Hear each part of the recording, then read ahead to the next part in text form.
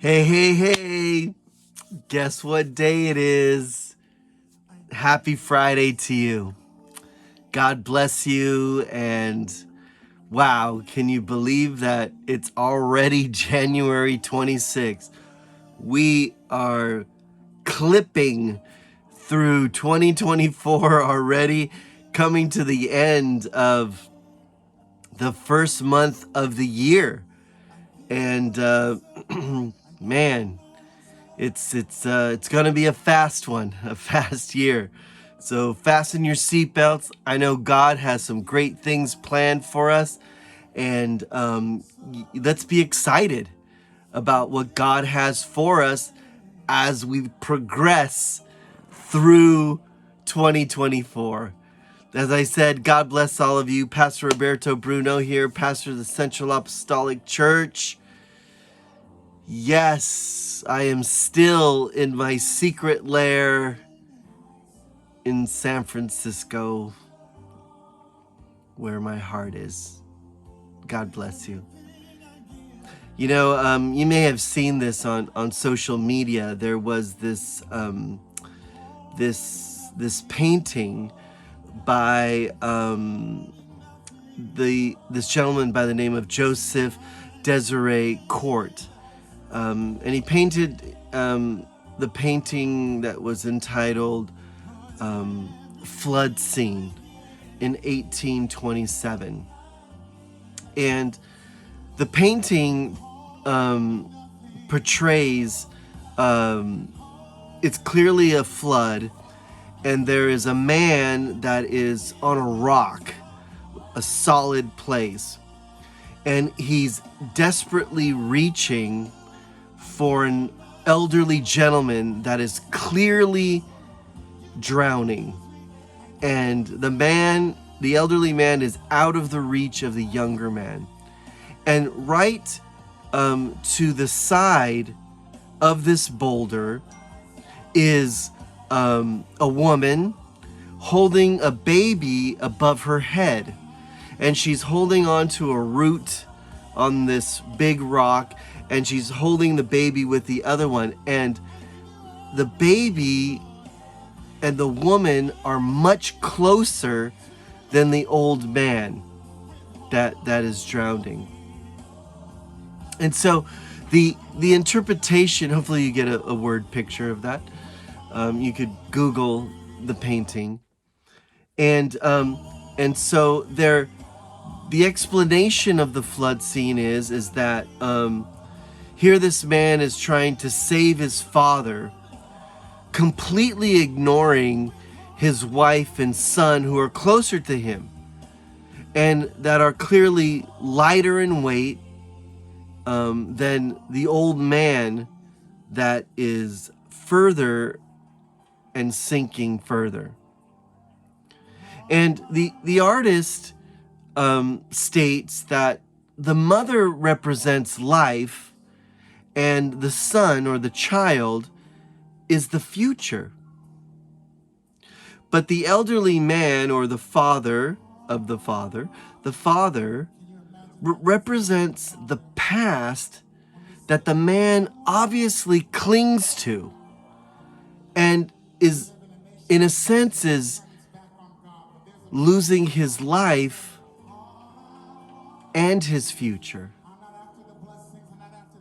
And, you know, just seeing the painting, and I'm not like an art connoisseur or nothing, but looking at the painting, that's very dramatic. And also reading the clip of the meaning, you know, it really makes me think as I said, we're going forward. And yes, it's easier to cling on to things that we've always known.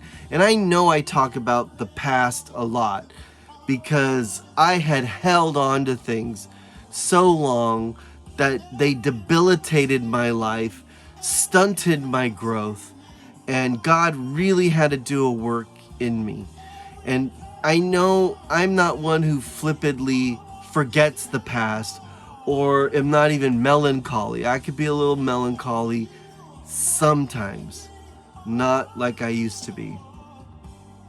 And my thought is that, you know, Paul says, you know, I press towards the mark of the prize of the high calling. You know, I'm leaving things behind to go forward. And I know I've talked about this at the very beginning of the year, and but to me it's still relevant because, you know, we as Central Church, we have concluded our 21-day fast, and it's easy to go back to whatever, the junk food we ate or stuff. I'm not judging. You do you, and I'm absolutely gonna do me. It, and I'm not saying we should be vegans for the rest of our lives. We know that the fast was temporary. Yeah, it was for a season.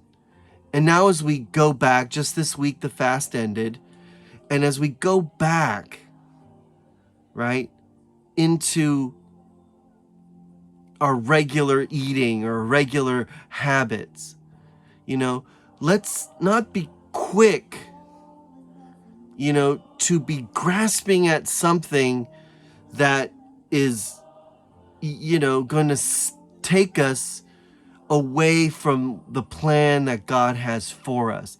Now, I'm not just talking about those that had fasted. I'm just saying, you know, there's the joke of people making New Year's resolutions, and, you know, before the month is over, everyone's given up their resolutions. And, you know, there's truth in that.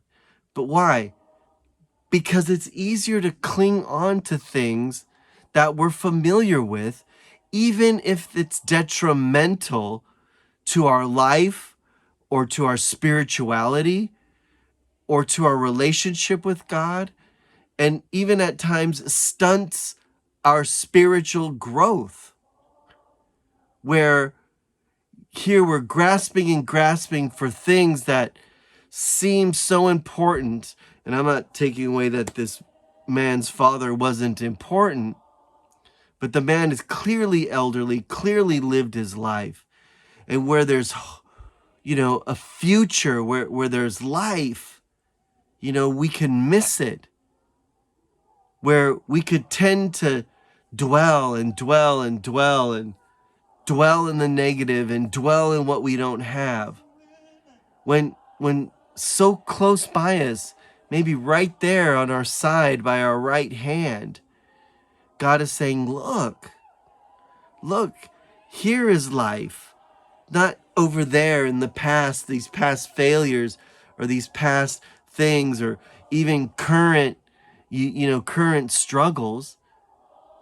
That maybe if we divert our attention, divert our eyes, and say, wait a minute, right here in my flank is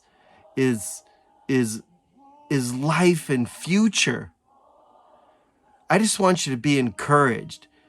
If you've made promises to God, like we did way back in our New Year's Eve service, where we let go of the past by writing them on pieces of paper, you know, whatever it is, I just want to encourage you. Let's keep going forward. Let's not be afraid of the new. Let's not be weary in well-doing, right? And a lot of that is things that challenge us or push us out of our comfort zone. We don't want to lose life, or when we get to the end of the race, or even just in a few years when we're more mature, and look back and go, like, how did I miss it? How did I miss the life and the future that God was offering, you know, when I was so preoccupied, stretching and reaching and being frantic for something that was clearly out of my grip. So be encouraged, brethren. Let's keep going forward, yeah? Let's look forward to, wow, man, January was something, not negative at all for me. Sure, I have challenges, but every day is a challenge for me. But man, the things that God had done, or the things that God had been planting or watering, now it's like, okay, Lord, let's see what you got. So I hope you're encouraged. God bless you, and we'll see you soon.